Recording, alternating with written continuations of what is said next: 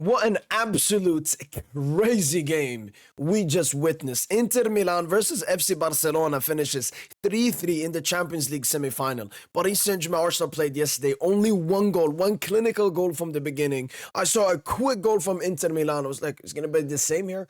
Not that many goals? Well, it was a goals galore. 6 goals scored in this game.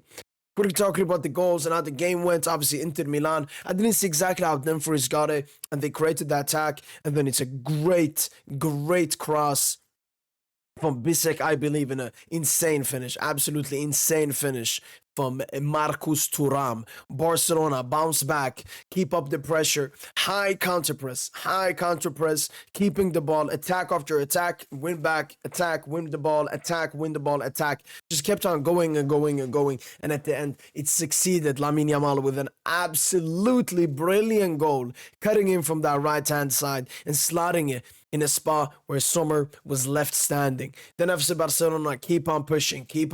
They won that second going into halftime, and they do get it from Ferran Torres. Great chipped ball by Pedri. Rafinha lays it off, and Ferran Torres gets the goal right before halftime. Second half comes in.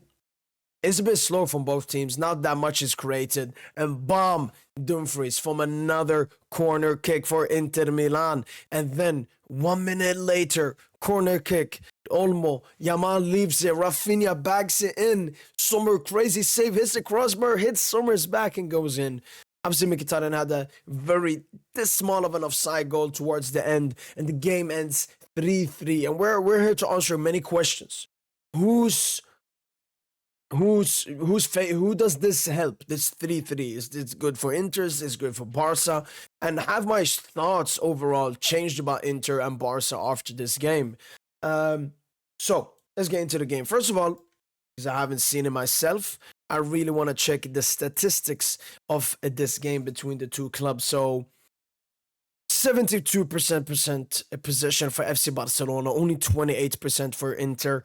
Barca dominating the ball, dominating the chances. Only 1.39 XG, not the most. Only one big chance created. A bit similar to some of PSG's games when we played a very defensive Villa or a defensive Arsenal like yesterday.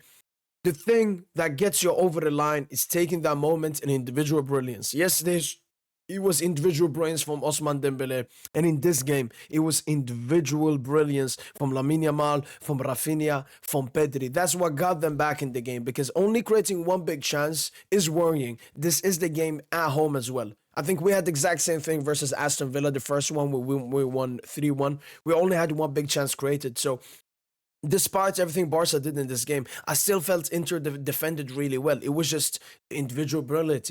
The Pedri pass, the Yamal goal, the Rafinha shot. It's just individual brilliance. Apart from that, I think Inter defended really well by only having 28% possession. Like, Barca had the ball majority of the game, had, Yamal, Pedri, Rafinha, all their best players on the ball, and only created one big chance.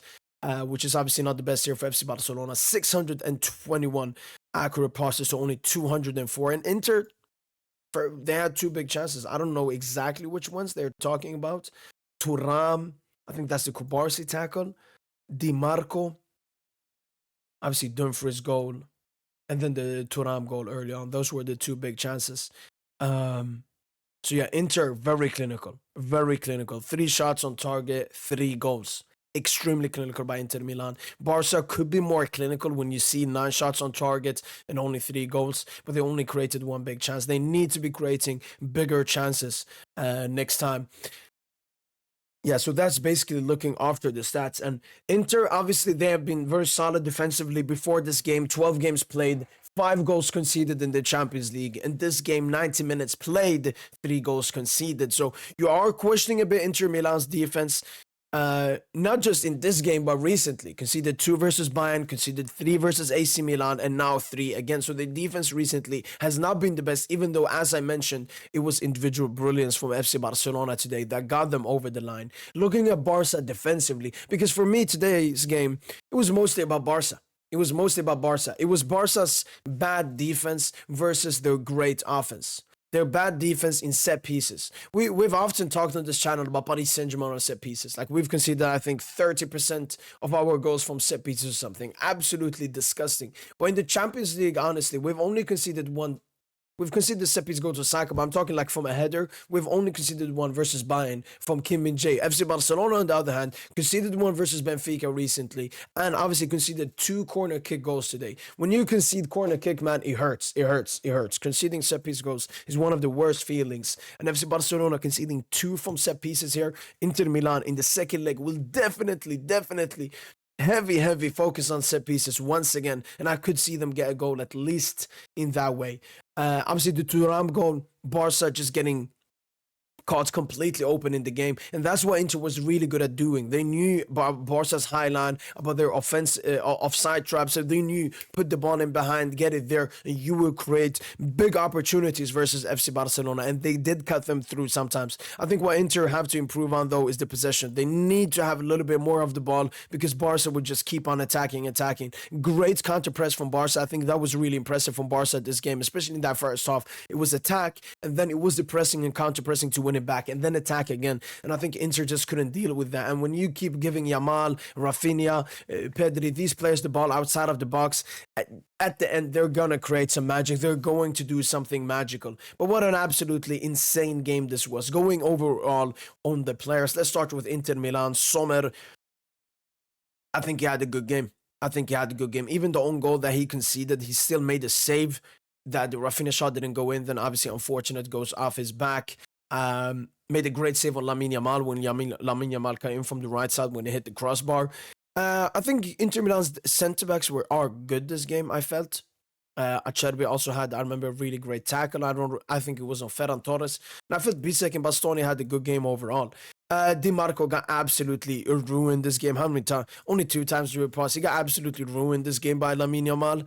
And offensive wasn't the best. He haven't even had a good opportunity in the beginning of the second half, shooting it over the crossbar. Dumfries, probably Inter's best player this game. Obviously got 2 goals. Could have been a potential assist for that Mkhitaryan goal. 2 great finishes from inside of the box, especially the first one. A bicycle-esque kick. And I mean, he had basically Rafinha on locks. Like, Rafinha did absolutely nothing on that hand side. Barella, good game from Barella. I remember when that ball hits Inigo's hand. I have no clue what Barella is doing, man. Just keep on going. Hakan, I guess he was decent. Mkhitaryan, decent. Martinez, obviously off injured. Wasn't that special in that first half, and Thuram had a really good game. A lot of target men, a lot of quick passes, backheel passes, and obviously got beautiful goal in the beginning of the game. So Inter overall, I was impressed by how Inter Milan played in this game. Moving on to FC Barcelona, Szczesny.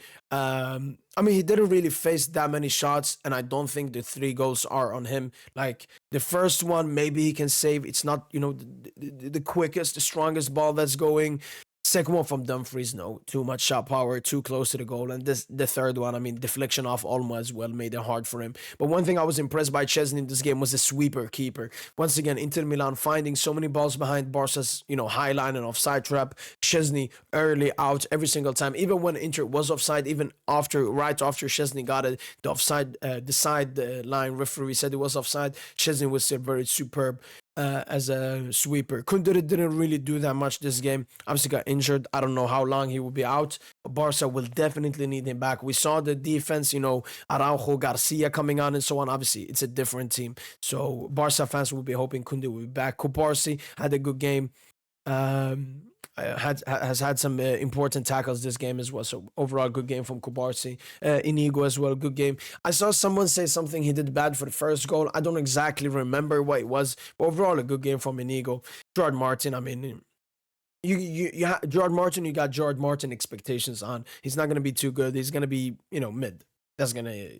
And Araujo had to come on and so on. De Jong, I actually felt he was good. I'm actually someone that's very critiqueful of De Jong, and today he was good. Pedri, he was good. I know Pedri can do better, but he was good. Great pre-assist for that. Ferran Torres goal. Now we come to the attack. Lamine Yamal, incredible performance from Lamine Yamal. Most dribbles in this game. Obviously had that Fugazi shot that also hit the crossbar. But yeah, absolutely elite performance from Lamine Yamal today. Man of the match from this game. I mean, Di Marco, he was hoping he was not playing this game because of how good Lamine Yamal was. The only thing, if I want to be a little bit critical on Lamine Yamal this game, is be a bit more like goal oriented. Like it's a lot of progressive passes, a lot of dribbles far away from the goal, but then that final pass, that final shot could be improved. But apart from that, a great performance from Lamine Yamal. And I mean, if this game didn't end in a 3-3, I would think it would have been way more discussions about Lamine Yamal won this game for Barca. But because it ended 3-3, it's looked more as, oh, it was a goal fest. How will Barca do in the second leg and so on? So, but yeah, I don't want anything, any of that to take anything away from Lamine Yamal's performance today. Almost today, obviously, with Inter defending really deep, having so many players in deep areas, it was really hard for Olmo to find the ball in those spaces. But yeah, meaty game from him. Rafinha, I felt he didn't have a good game. It's a great shot. It's a great moment by Rafinha. Obviously got the assist as well, but overall I have higher expectations on Rafinha. Didn't really create anything by himself. But Inter defended really well as well. And then you got Ferran Torres. Huge props to him. 2 big games now. 2 big goals from Ferran Torres. So, yeah, definitely replacing Lewandowski in a great way. Barcelona were obviously hoping for Balde to be back for the second leg. Hoping for Kunde to be fit in this game. I don't know about Lewandowski when he will potentially return. Looking at Inter Milan, I don't know about Lautaro Martinez when he will be back fit. But obviously they'll be hoping he will be back for that game.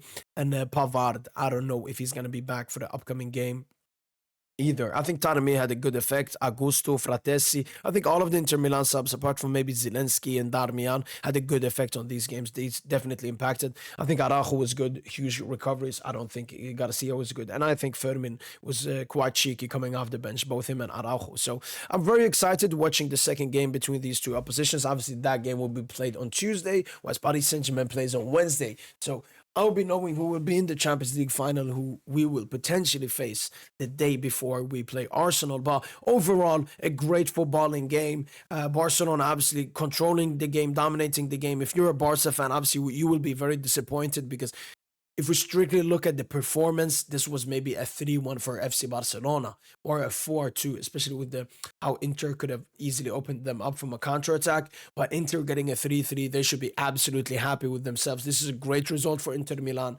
Obviously, they had the lead twice, 2-0, 3-2. You could say they bottled the lead, but I'm looking at the expectations I had in for this game. I thought Barca would win this game by at least a goal line clearance, a goal line difference, take it to the San Siro, feeling confident, but they didn't get the job done. FC Barcelona could not get the job done in this game, and they will have to do it at San Siro. Inter Milan don't even have to win that game. I could see Inter in some Atletico Madrid style trying to take this to extra time if the worst thing happens. So Barca have a lot to prove in the upcoming game, despite them performing really well. Defensively costed them this game, and I think that will be the headline of this game.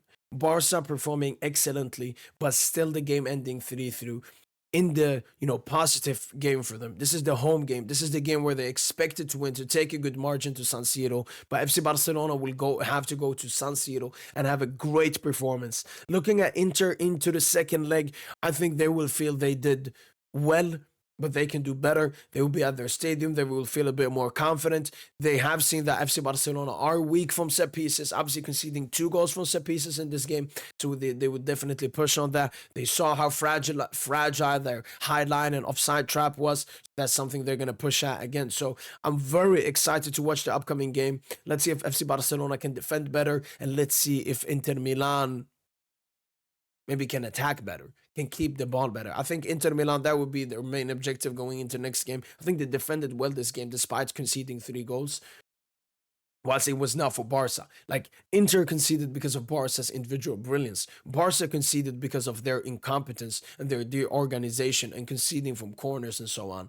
So Inter next game, it's all about keeping the ball better, controlling the game a bit more, and giving Barca less chances. FC Barcelona going into the second leg, I think it's all about defense. I think you just have to perform as well with the ball, offensively creating chances, and you will get goals.